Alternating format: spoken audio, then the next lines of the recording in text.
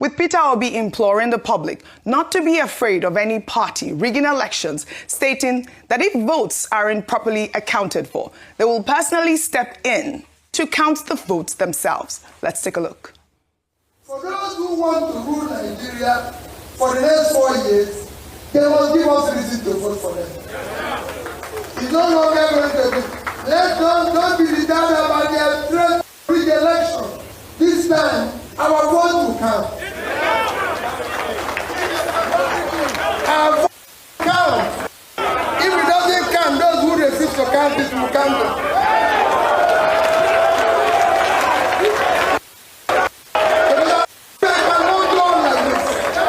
We have a country. This country must work. People can no longer take us for granted. All right, I'll take a reaction from Nonso, who wrote, "That's the spirit Nigerians want to hear. Elections should be decided by the people, not by manipulation or intimidation. Every vote must count in 2027. If they refuse to count the votes, we will count them." And I hope that this is the spirit out there for Nigerians. Well, during his speech, Peter Obi also pointed to his shared belief with former Kano State Governor Rabiu Kwankwanso that the child of nobody can be somebody. Meanwhile, the OK ticket is already drawing fire from overseas. Former U.S. Mayor Mike Arnold has sparked fierce reactions online, declaring that a potential Obi Kwankwanso presidential ticket will be a national disaster, saying that he's not okay with an Obi Kwankwanso ticket, and neither should Nigerians be.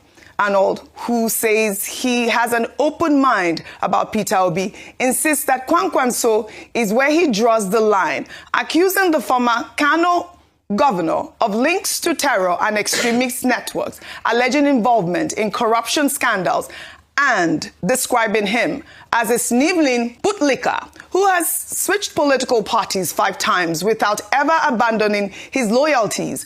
Arnold specifically called out Kwankwanso's declaration of Sharia law in Kano in the year 2000 and the establishment of the Hizbah board, stating that it is the reason why he will actively oppose any ticket with Kwankwanso on it. Now, Rufai, Mike Arnold is, a former U.S. mayor, not a Nigerian voter. And, some Nigerians online have pushed back hard on his right to weigh in on Nigerian politics. But, his post lands at a sensitive moment with U.S. Congressman Riley Moore and Chris Smith having earlier this year recommended sanctions, asset freezes, and visa bans against Kwankwanso for alleged severe religious freedom violations. Now, the OK movement has momentum, but clearly not everyone is okay with it. Like, your thoughts? Some fact check. As regards Kwankwanso declaring what's it called, Sharia law. Yeah. In fact,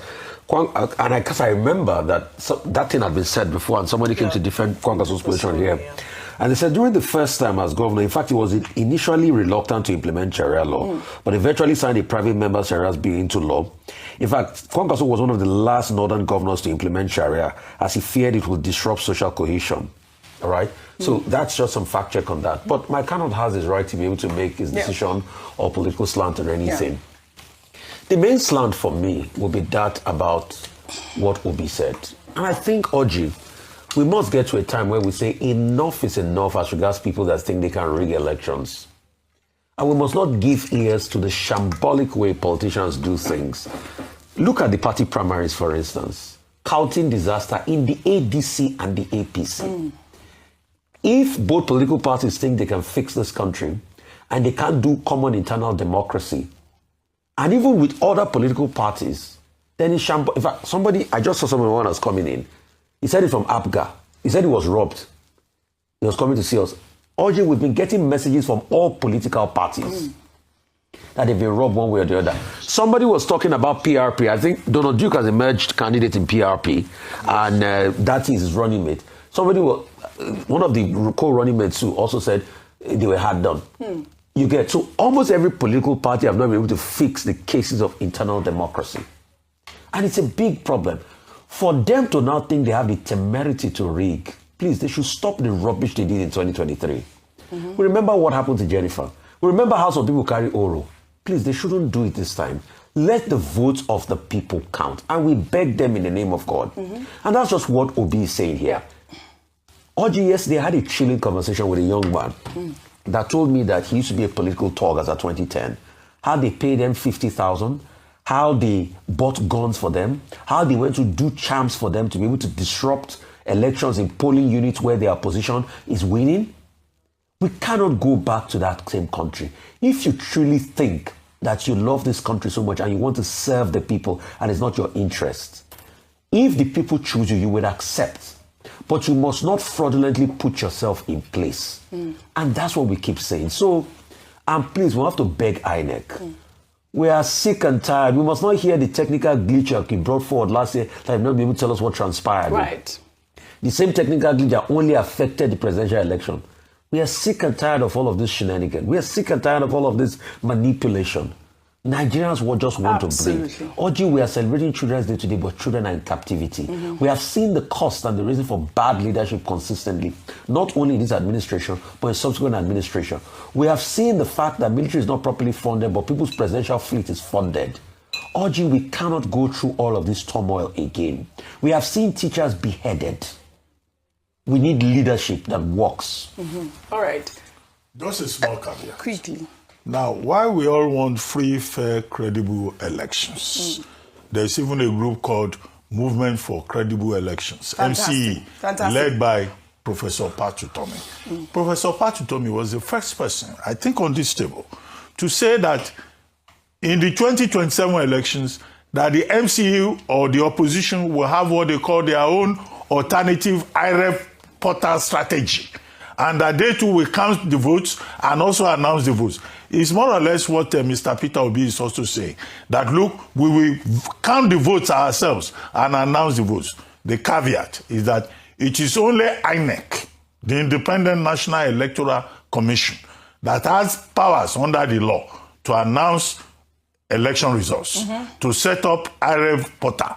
Even the media cannot go ahead and be announcing final results on behalf of INEC. So it's a matter of law. Right. And that could create confusion if the opposition parties decide to announce their own numbers and you have a numbers confusion. And these political parties we have seen do not even have people who have basic education in simple arithmetics. Arithmetic is very important. But some have seen plenty of people. And as for the other man that you mentioned, is it Mike Arnold? Yes. I know he has written a book on Nigeria, Epicenter. He has made statements about, Christian genocide in Nigeria. Does he have a PVC, a permanent voters card? Where is his word in Nigeria? Which party does he belong to?